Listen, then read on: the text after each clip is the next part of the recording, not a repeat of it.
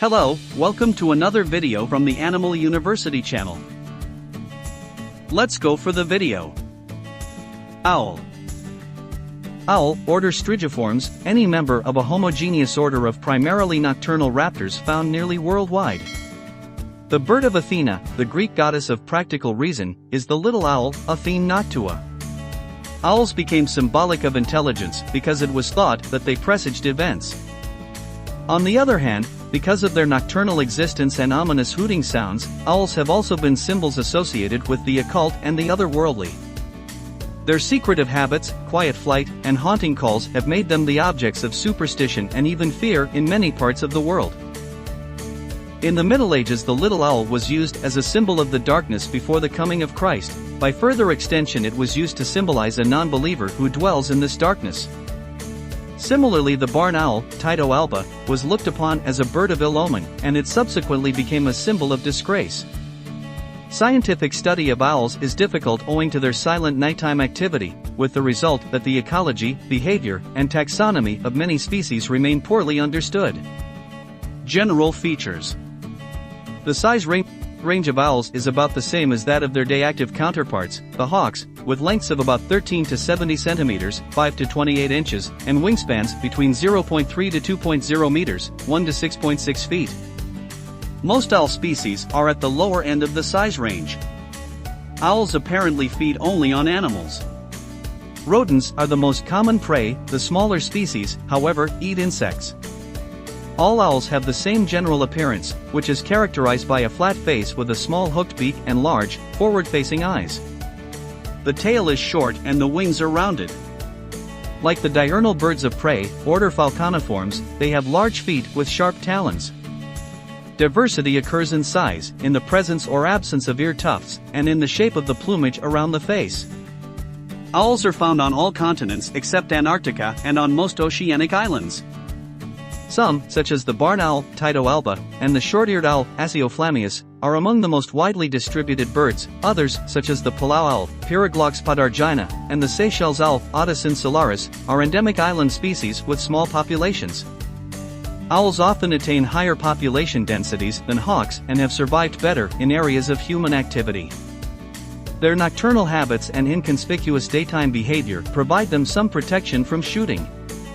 The greatest population densities are attained by small, territorial, insectivorous species, with pairs spaced about 200 meters, 660 feet, apart in suitable woodland. Natural history. Ecology. Owls utilize virtually all habitats, from grassland and tundra to dense woodland and rainforest. The distribution and density of most species seem to be limited by the availability of suitable nesting sites, rather than by the number of potential prey animals. In general, the type of prey taken is dictated by the size of the owl and by the relative abundance of potential prey. Owls that hunt over grassland, such as the barn owl and short-eared owl, hunt by sustained flight, dropping into the grass to catch rodents. Many woodland owls secure prey by dropping from perches at the edges of forest openings. The Southeast Asian hawk owl, Ninox scuculata, sallies from a perch to take flying insects. The whiskered owl, Otis trichopsis, takes flying insects in foliage. Fish owls, Catupa and Scotopelia, are adapted for taking live fish but also eat other animals. Specialized forms of feeding behavior have been observed in some owls. The elf owl, Microthene whitneyi, for instance, has been seen hovering before blossoms, where it scares insects into flight with its wings and then catches them with its beak. A bay owl, Phodilus batius, has been documented stationing itself within a cave to catch bats as they issued forth at dusk. A variety of owls may depend on a single prey species when it becomes exceptionally abundant. Prey is generally swallowed whole, and indigestible material, such as feathers, fur, and bones, are regurgitated in the form of a compact pellet. Behavior. Sound is important to owls, especially in mating and territorial defense. Camouflage, daytime immobility, and silent flight may combine to make it as difficult for owls to see each other as it is for natural enemies and human observers to see them. Usual owl sounds include snaps of the bill, claps of the wings in flight, and a variety of vocalizations, with pitches, timbres, and rhythms unique to each species. Pitch differs between sexes, the female higher. Although less melodious than the calls of some birds, the vocalizations of many owls are songs in the biological sense and can even be musical to the human ear. The song varies from deep hoots in some large species to chirps, whistles, or warblings in many small owls. When nestlings of the burrowing owl, Spiatido cunicularia, are threatened, the young emit a call that resembles the warning buzz of a rattlesnake, a frequent inhabitant of rodent burrows. In North American screech owls, genus Otis, a duet that seems to reinforce the pair bond starts with a special song by the male. He is eventually answered in kind by the female, often from a distance. After 10 to 15 minutes of antiphonal, answering, singing, during which the two approach each other, the pair switches to a second duet, during which they meet. In the early spring this may be followed by precopulatory calls and posturing, then mating. Other calls of the screech owl include a note uttered by the female to stimulate the young to reveal their location after they have left the nest, a food-soliciting call by the young, and barking calls accompanied by bill snapping, which indicate that the young are being ejected from the territory. Calls are also used during the adjustment of territorial boundaries. In many smaller species that do not normally sing duets, the male may sing all night from a single perch. The nocturnal routine of most owls involves peaks of activity at dusk and dawn. The owl leaves its secluded roost about dusk and moves to a perch overlooking the hunting area. There is a brief period of song, followed by about half an hour of foraging, then a longer period of song. Most of the darker hours of the night are spent inactively, with a period of alternating singing and hunting just before dawn. Posturing by singing owls indicates that they communicate by sight as well as by sound. The male horned owl, Bubo virginiatus, bows deeply with each song and raises the tail over the back. The wood owls, Strix species, engage in bowing, bobbing, and dancing, especially when courting. A defense display given by most large owls when threatened or when defending the nest involves increasing apparent body size by spreading the wings halfway and rotating them forward. The body feathers are raised, and the fearsome appearance is enhanced by snapping the bill and rocking the body from side to side. When seeking to avoid attention at its daytime roost, especially when being attacked by small birds, the owl compresses the plumage, elevates the ear tufts, and half closes the eyes. Combined with its bark-like color and pattern of the plumage, the owl looks like a broken branch. Reproduction and development. Most owls nest in natural cavities in trees or cliffs or in woodpecker holes. The barn owls and the Eurasian little owls, Athene species, frequently use cavities in buildings. Some of the larger owls utilize old hawk or crow nests. Grassland and tundra owls nest on the ground, sometimes on an elevated hummock, and the burrowing owl digs a nest chamber in a rodent burrow. The laughing owl, Coeloglox albifacies, was a ground nester endemic to New Zealand that was driven to extinction in the early 1900s by animals introduced to the islands by settlers. Frequently the nest cavity provides a daytime roost for one or both of the pair during the non-breeding months. Most owls add no nesting material to the site, but the fur and feathers of accumulated prey remains and regurgitated pellets may provide some cushion for the eggs. When an open nest is used, leaves, grass, or other soft material may be added as a lining. The great gray owl, Strix nebulosa, occasionally constructs its own platform nest in a tree. In desert areas the smaller owls rely primarily on holes made by woodpeckers in large cacti. Intense competition has been observed among nesting birds, including owls, for occupancy of a limited number of nest sites. The invasion of saguaro desert habitats by the European starling, Sturnus vulgaris, has had a serious effect on small owls and other cactus-dwelling birds. The aggressive and abundant starlings occupy cavities before other species have returned from wintering grounds and successfully defend the holes against native species. Egg laying is timed such that the young become independent of their parents at a time when prey populations are greatest. At northern latitudes, many owls nest in the spring a month or two earlier than hawks, with the result that an incubating owl is frequently covered by several inches of snow. Barn owls have been found nesting in every month of the year, even at the northern edge of their range, but the peak of nesting is in the spring.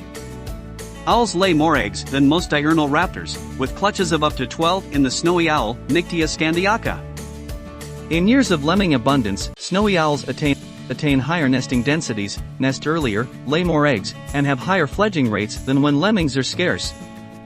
The eggs of owls are more spherical than those of any other bird group, the long diameter averaging only about 1.2 times the short diameter. They are typically laid at 2-day intervals, but hatching is not synchronized. The result is that the oldest and youngest nestlings of a large brood may be hatched 2 or 3 weeks apart. If the prey populations are inadequate for the adult owls to support the entire large brood, the younger nestlings starve, while the more aggressive older ones are able to maintain normal growth rates and are strong at fledging. While in the nest, young owls grow 2 successive coats of white natal down. In the smaller species, the down is replaced by the immature juvenile plumage of softer, lacier texture than that of the adult. At this age, about 2/3 of the way to fledging, the young owls may leave the nest and spend the day several meters from it. In the screech owl, the juvenile plumage has fine barring, unlike the streaking of the adult. The first flight feathers, which appear about the same time, are like those of the adult, but are more pointed. In the fall, only a few weeks after its acquisition, this plumage is replaced in a complete molt that introduces a plumage identical to that of the adult. In the larger owls, several species of bubo, the juvenile plumage resembles that of the adult. Exceptions are the spot-bellied eagle owl, B. inipolensis, and the barred eagle owl, B. sumatranus, which are mostly white, with a pattern of black markings different from that of the adult. Locomotion. Most owls use their feet only for perching and grasping prey. The burrowing owls, however, being terrestrial, can run rapidly over the ground and rarely perch in vegetation. The typical owl perch is a horizontal branch in a tree. The bay owl habitually perches vertically on the trunk of a tree, with the legs reaching sideways, 1 foot above the other. The body is held in a vertical position as though the owl were perched on a horizontal limb. The flight of owls is a steady flapping on a straight path, ending in a short upward glide to the perch. Hunting, usually done from a perch, rarely involves extensive flight, requiring only a short burst of speed to surprise the prey on the ground. Forest owls rarely fly above the canopy of the foliage, but the Southeast Asian hawk owl, genus Ninox, has been observed high in the air, flapping, or, on one occasion, soaring in circles through swarms of bats, apparently without catching any. A few grassland and tundra owls hunt in sustained flight and have proportionally more wing area than their forest-dwelling relatives. Short-eared owls flap slowly, the large area of the wings causing the light body to bob up and down. They also glide for brief periods with the wings held in a high V over the back. Form and function. All owls share the same general body plan. The wings are long and rounded, the tail short. The legs and toes are of medium length and exceptionally strong for the size of the bird. Each toe is provided with a needle-sharp, curved talon. The outer toe points rearward when perching and is normally directed outward or backward in taking prey, providing the maximum possible toe spread. The head is broad to accommodate the exceptionally large eyes. The eyes are elongated forward, and each is encased in a tube made up of joined bony elements. Virtually immobile, the eye is rigidly encased. Remarkable flexibility of the neck compensates for the fixed position of the eyes. An owl can turn its head more than 180 degrees in either direction and can thus look directly backward. The vision is binocular, and depth perception is often enhanced by moving the head away from the central plane. Various owls have only rods in the retina, resulting in an absence of color vision but a great increase in visual acuity and light sensitivity. Contrary to popular opinion, owls are not blind in strong light. Their pupils, which operate independently, can be greatly reduced, protecting the sensitive retina and providing better daytime vision than that found in people. The ears are large and surrounded by a ruff of papery feathers that serves to concentrate the sound. The feathers covering the ear opening are lacy and permeable to sound. A movable flap, operculum, on the front margin of the opening may function as a baffle to focus sounds. Some owls can locate and capture prey in total darkness, relying on their ability to localize the rustle of a mouse in leaves and to fly to that spot. In many owls, the relative position of the ear opening is asymmetrical, being above a so-called blind cavity on one side of the head and below it on the other. The asymmetry is thought to be related to the sensitivity of each ear to sounds of various frequencies, providing the owl with the ability to localize sound sources in 2 planes simultaneously. The plumage of owls is soft, dense, and loose. A thick layer of down provides northern owls with insulation against cold. The upper surfaces of the flight feathers of most species are provided with a nap that makes the flight perfectly noiseless, allowing the owl to hear prey without interference caused by the sound of flight. Many owls have erectile tufts of feathers, ears or horns, above the eyes. The tufts serve to break the round outline of the head, adding to the concealment gained from color and pattern. Owls vary in color from white through many shades of tan, gray, brown, or rufous, reddish, to deep brown. A few are solidly colored, but most are cryptically patterned with streaks, bars, or spots, often resulting in the birds being almost invisible against tree bark. This concealing pattern is well exemplified in the small screech owls. The soft brown, rufous, buff, or gray ground color of each breast feather is adorned by a blackish bar, a shaft streak, or a combination of both, sometimes outlined in white or rufous. In some widespread species, such as the Eurasian scops owl, O. scops, and the screech owl, geographic variation is so great that some divergent races are more different from one another than some species are from one another. In the far north there is only a faint pattern on a whitish background, in humid temperate forests, a bold pattern on a sooty background, in desert areas, a medium to fine pattern on pale gray, in arid tropics, a fine pattern on rufous, and in humid tropics, a coarse pattern on fulvous. Size variation is also present, with northern birds weighing about twice as much as their southern counterparts. The horned owl exhibits similar variation. Screech, scops, and whiskered owls may be either gray or rufous. The base color apparently is determined by a single gene. Such dimorphism in color is found in only certain populations of each species, the southern in the whiskered owl and the eastern in the North American screech owl and the Eurasian scops owl. In each case, interbreeding between the uniformly colored monomorphic and sexually distinct dimorphic populations is limited. The red phase of the screech owl may have survival value in the predominantly deciduous forest of eastern North America, blending with the foliage of summer and autumn, in which reds and browns are strongly represented. Paleontology and classification. Fossil history. The fossil history of owls dates to the beginning of the Paleocene epoch, 65.5 million years ago, after which occurred a major diversification by the Eocene epoch, 55.8 to 33.9 million years ago. Some early owls reached far greater size than their modern descendants. A giant barn owl, about twice the size of the modern Tyto alba, inhabited Puerto Rico during the Pleistocene epoch, 2.6 million to 11,700 years ago. Another large owl, Ornithomegalonyx odoroi from the Pleistocene of Cuba, apparently was flightless. Both owls must have exceeded the modern eagle owls in size. Distinguishing taxonomic features. The owls form a homogeneous group readily distinguished from all other orders by their general body plan, soft plumage, and skeletal peculiarities. To determine relationships within the strigiforms, taxonomists utilize features of the skull and the sternum, relative specializations of the eye and ear, and the development of the facial disc. Within some genera, the taxonomy is very complex, relying on general proportions, behavior, voice, and even parasites, feather lice. Critical appraisal. Most current taxonomic problems are concerned with the placement of certain genera within the family and with the specific status of some populations of complex genera, such as Otis. Isolated populations with different voices are increasingly being recognized as separate species. Nightjars, order Caprimulgiformes, are considered the owl's closest relatives, though owls were once thought to be nocturnal raptors related to hawks and eagles, order Falconiformes. Fossil owls represent a variety of distinct families, but taxonomists have divided the order into only 2 families. I hope you enjoyed this video enough and it was informative. Please like the video and subscribe the channel. Introduce us to your friends. Good luck to you all.